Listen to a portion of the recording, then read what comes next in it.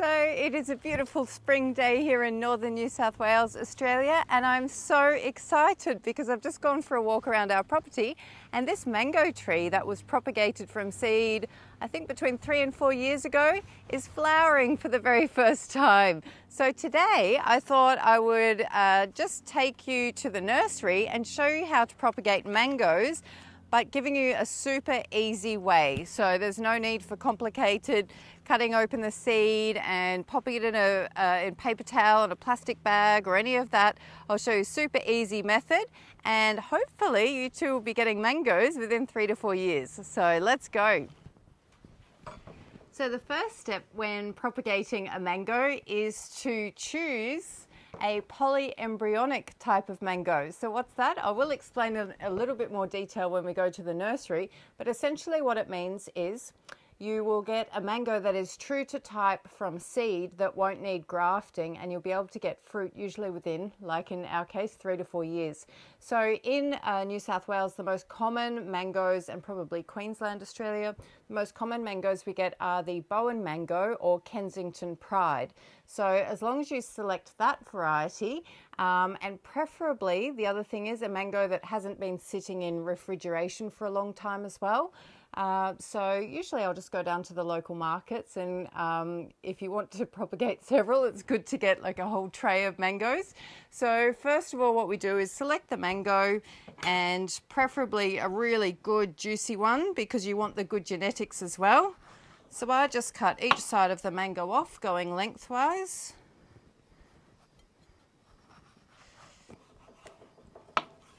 I'll put those aside to eat later. And then what I do with the knife is just cut the majority of the flesh off. And I use a very simple process.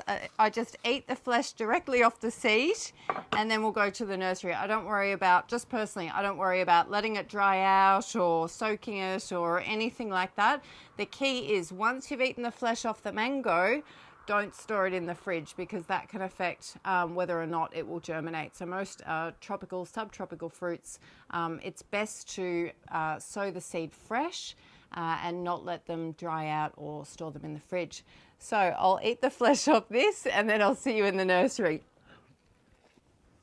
So the next step now is, after you have eaten the flesh off your mango seed, all we do is we just get a mix of sharp river sand and compost. Usually I do 50-50 or slightly more compost if you like for fruit trees.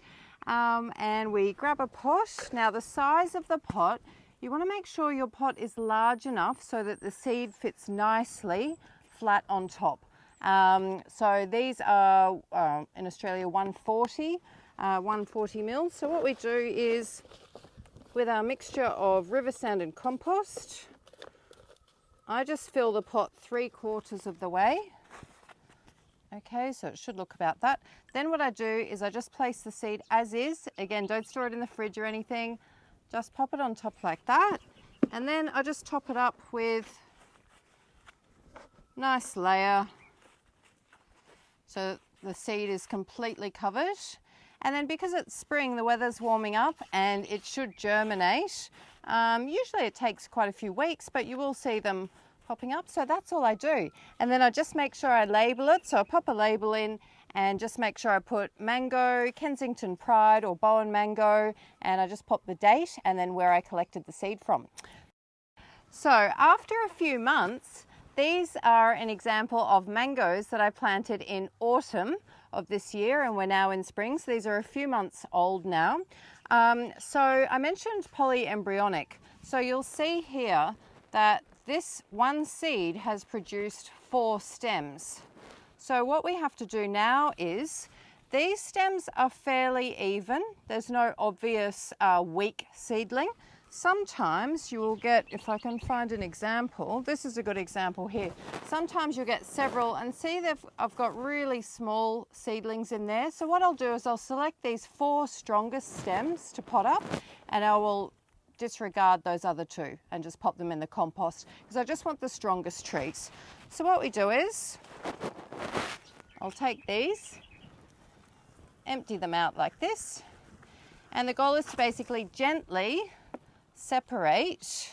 So you can just I'm just letting all the river sand and compost fall in the bucket here. And I'll just give it a bit of a tap so you can see. So this here shows you the original mango seed, and from that we've got these 4 seedlings.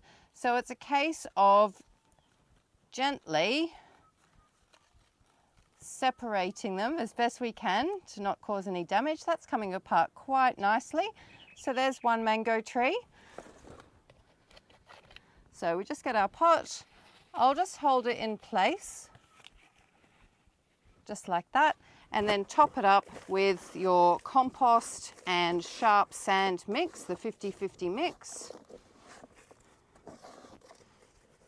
And then these will be ready to plant out in a couple of months. Usually you'll start seeing, here's a good example, you can start seeing the roots coming out the bottom, so that means they're ready to go in the ground or be potted up in a bigger pot.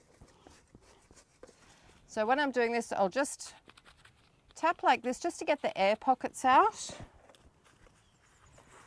And then I just fill it just below the lip.